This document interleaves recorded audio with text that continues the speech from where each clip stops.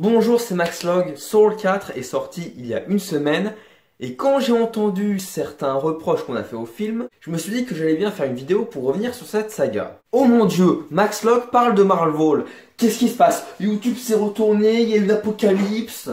Parce que oui, pour ceux qui ne le savent pas, je n'ai vu aucun film Marvel. Pour la simple et bonne raison que déjà, il n'y a pas beaucoup de films qui m'intéressent, mais surtout, étant donné que tous les films Marvel sont liés, si je veux en voir un, je dois voir tous ceux d'avant avant de voir celui que je veux voir. Voilà, c'est tout, je résume ça très rapidement. Mais si vous aussi Marvel ça vous intéresse pas, je vous conseille quand même de regarder cette vidéo en entier. Déjà parce que c'est moi qui l'ai faite. Et surtout parce que ça va vous donner un cours de cinéma. Et le premier qui dit que Marvel c'est pas du cinéma, je lui mets une claque. Bien. Les films Soul selon leur réalisateur. Le premier film réalisé par Kenneth Branagh, le deuxième par Alan Taylor et les 3 et 4 par Taika Waititi. Et donc nous allons commencer par le premier. Thor réalisé par Kenneth Branagh. Ça y est, je vais enfin pouvoir vous parler de Kenneth Branagh. Ah bon, je vous ai déjà parlé de lui sur la chaîne. Réalisateur britannique de 5 adaptations shakespeariennes et de Frankenstein.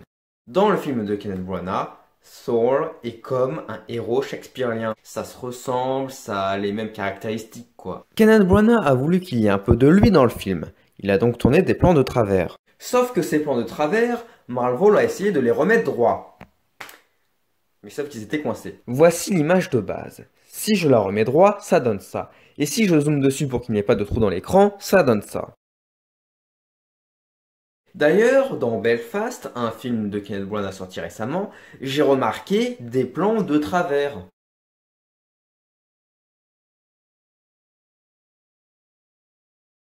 J'en ai pas remarqué dans d'autres films de Kenneth Branagh. Bon, j'ai pas vu tous ces films. Thor, le monde des ténèbres, réalisé par Alan Taylor, qui a réalisé beaucoup de séries, notamment Game of Thrones.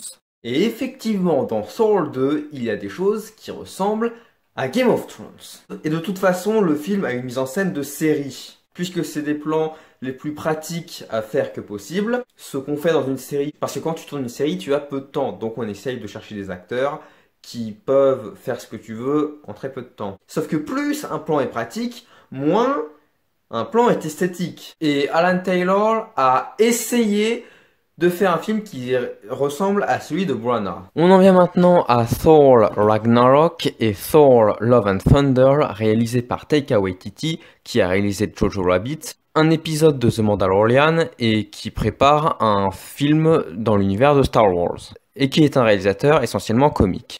Donc, dans les Thor de Taika Waititi, il y a plus de comiques. Et donc, on reproche qu'il y ait trop de comiques, justement. Sauf qu'il faut bien que Taika Waititi respecte son cinéma, tout comme Kenneth Branagh et Alan Taylor, et comme n'importe quel réalisateur, en fait. Taika Waititi est un réalisateur qui crée du comique, tout comme Chaplin, et comme moi aussi. Donc, il faut arrêter de reprocher à Taika Waititi, et à n'importe quel autre réalisateur, en fait, de faire un film qui est un film de eux-mêmes. Merci d'avoir regardé cette vidéo. Je vous mets en annotation une vidéo où je donne mon avis sur l'idée de rebooter la saga Pirates des Caraïbes. C'est une de mes toutes premières vidéos, je l'ai faite en 2018. Et d'ailleurs je dis une bêtise à un moment dedans. C'était Maxlog et on se retrouve bientôt pour de nouvelles aventures. Salut!